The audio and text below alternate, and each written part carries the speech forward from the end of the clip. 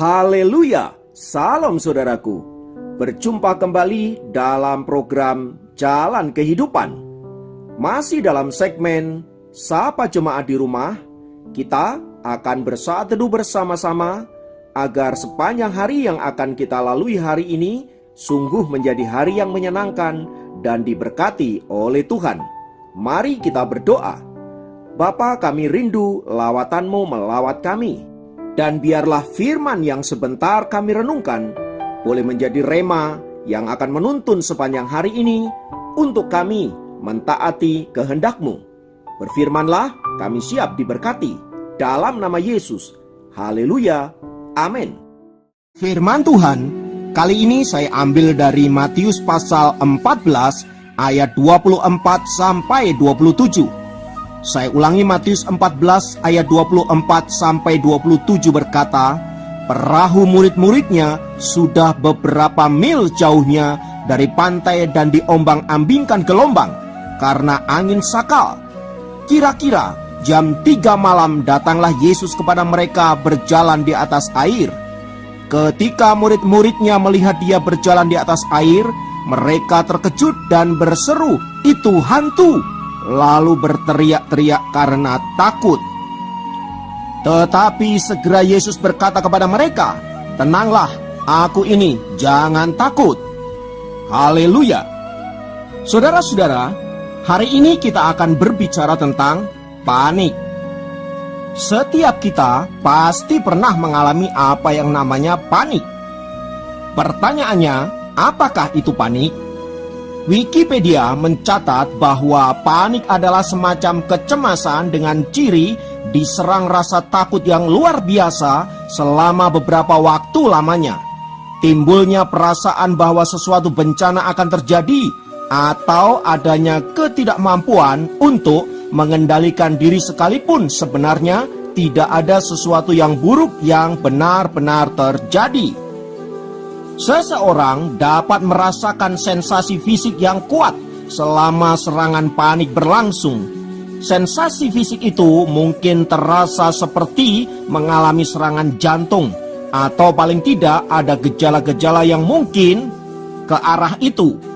Serangan panik, saudara-saudara, dapat terjadi kapanpun dan kepada siapapun. Dan mereka yang mengalami serangan panik ini dapat menjadi begitu khawatir dan ketakutan jika hal tersebut sewaktu-waktu dapat terulang kembali, atau istilahnya adalah traumatis. Pertanyaannya adalah, apa yang biasanya menyebabkan kita menjadi panik? Panik muncul karena sesuatu yang terjadi begitu tiba-tiba, di luar dugaan. Keadaannya begitu rupa dan tidak bisa dikendalikan, menyebabkan kita bereaksi negatif terhadap keadaan tersebut, saudara-saudara. Dan karena kepanikan itu menyebabkan kita bisa melakukan apa saja yang kita pikir dapat menyelamatkan diri kita. Sebagai contoh adalah ketika pertama kali berita tentang virus corona menyerang kita, begitu banyak masyarakat kita mengalami kepanikan dengan cara panic buying, yaitu membeli barang-barang perlengkapan atau kebutuhan secara berlebihan agar terselamatkan bila keadaan yang buruk akan terjadi. Dan karena begitu paniknya, sampai-sampai kita tidak bisa berpikir realistis atau analisis terhadap situasi yang sedang terjadi. Atau dalam kasus yang lain, misalnya di luar dugaan terjadi sebuah kecelakaan yang menyebabkan kita harus berhadapan dengan situasi yang begitu mendadak dan menyebabkan korban terluka parah misalnya. Itu bisa menyebabkan kita mengalami kepanikan yang luar biasa. Saya sendiri pernah mengalami keadaan yang demikian. Atau situasi-situasi yang lain di mana keadaannya susah atau tidak dapat kita kendalikan. Saudaraku yang dikasihi Tuhan, penyebab utama dari semuanya itu adalah karena kita tidak tenang dalam menghadapi masalah yang tiba-tiba nongol dalam hidup kita. Seperti yang dialami oleh para murid-murid yang dicatat oleh firman Tuhan di atas, saudaraku, bagaimana ketika mereka berlayar ke tengah-tengah danau dan kemudian terjadi angin sakal yang menyebabkan perahu mereka ditimbus oleh gelombang yang begitu hebat dan luar biasa. Sebagai seorang nelayan, saya yakin mereka para murid-murid itu tahu bagaimana cara menghadapi angin sakal itu. Tetapi malam itu adalah malam yang luar biasa, di mana angin sakal itu begitu hebat sehingga mereka seperti tidak berdaya dibuat oleh situasi itu. Karena hal itulah saudara-saudara, para murid-murid yang sebenarnya adalah ahli di dalam pelayaran menjadi begitu panik luar biasa. Peristiwa ini saudara juga menggambarkan kehidupan kita. Seberapa hebat kita dalam bidang apapun yang kita kuasai, ada kalanya sesuatu terjadi di luar kendali kita, di mana membuat kita tidak sanggup melakukan apapun, yang menyebabkan kita bisa menjadi panik karena sesuatu terjadi di luar prediksi, di luar kemampuan kita. Saya yakin Anda juga pernah mengalami masa-masa seperti ini, atau hari ini Anda sedang mengalaminya.